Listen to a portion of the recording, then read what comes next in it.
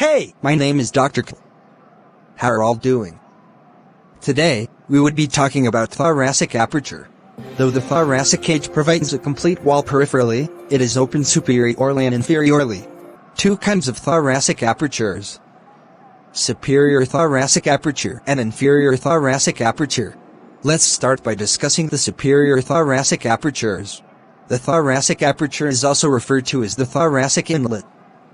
The superior thoracic aperture is bounded, posteriorly, by the vertebra T1, the body of which protrude anteriorly into the opening, laterally, by the first pairs of ribs and their costal cartilages, anteriorly, by the superior border of the manubrium. The structures that pass between the thoracic cavity and the neck through the oblique, kidney-shaped superior thoracic aperture include 1. Trachea 2. Esophagus 3.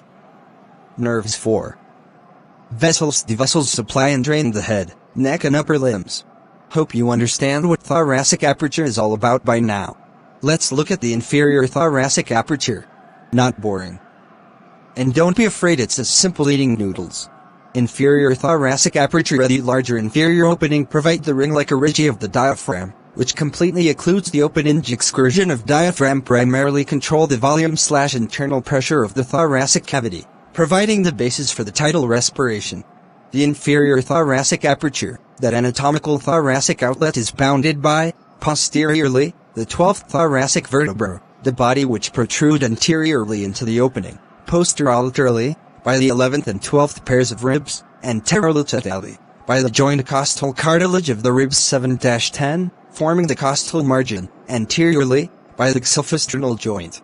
The inferior thoracic aperture is much more larger than the superior thoracic aperture and is irregular in outline.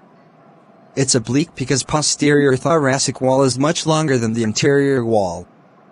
By closing the inferior thoracic aperture, the diaphragm completely separates the thoracic and abdominal cavities. Although the diaphragm takes its origin from the inferior thoracic aperture, its dome rises to the level of 4th intercostal space and abdominal viscera.